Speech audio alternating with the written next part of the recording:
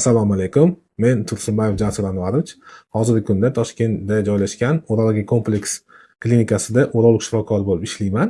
15 yillik ish tajribaga egaman. Bugungi kunda sizlar bilan hozir juda kam holat uchrasa ham erkaklarda bo'lishi mumkin bo'lgan sistit kasalligi haqida gaplashamiz.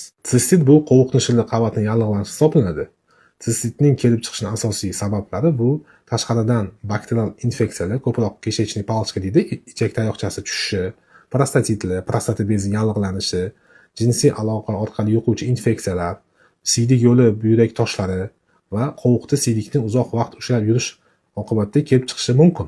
Kasallikning asosiy alomatlari tez-tez siyishga qatnash, siydik chiqarish oqli va achish kuzatilishi, siydik pufagi to'liq bo'shamaslik hissini his qilish, qorinning pastki qismida va kindik atrofida og'riqlarni his qilish, siydikning loyqalanishi, ba'zi holatlarda qon bilan siydik ajralishi kuzatilishi, isitma va holsizlik kuzatilishi mumkin. Sistit kasalligini tashxislash uchun quyidagi tekshirishlardan o'tish kerak bo'ladi. Bu asosiysi siydik umumiy tahlili, siydik tahlilidan BAK-PASEF qilish kerak bo'ladi. Jinsiy yo'lni yuquvchi kasalliklarni PCR mazok orqali tekshirish, qovuq va prostata bezlarini ultratovush tekshiruvi amaliyotlarini o'tkazish kerak. Sistit kasalligini davolanish albatta shifokor yordamida bo'lishi kerak. Chunki bemorlar o'zini o'zi davolash holatlari ko'p kuzatiladi. Bunda kasallikni surunkali holatga o'tkazib olish alomatlari ko'p uchraydi.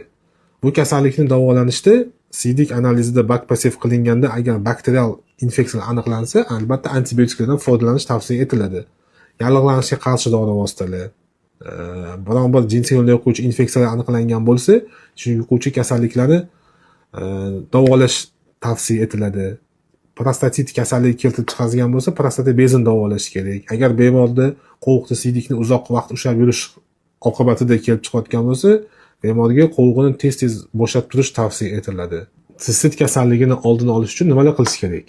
Epidemiyadan saqlanish, intim gigiyenaga rioya qilish, siydik pufagini muntazam ravishda bo'shatish, prostata kasalliklarini o'z vaqtida davolash kerak bo'ladi. Tasodifiy jinsiy aloqalarda himoya vositasidan foydalanish. Agar ushbu video sizga manfaatli bo'lgan bo'lsa va yuqorida sanab o'tilgan shikoyatlarning birontasi sizni bezovta qilayotgan bo'lsa, albatta bizning klinikaga murojaat eting. Biz sizga qo'ldan kelgancha yordam beramiz. Hayot salomat bo'ling.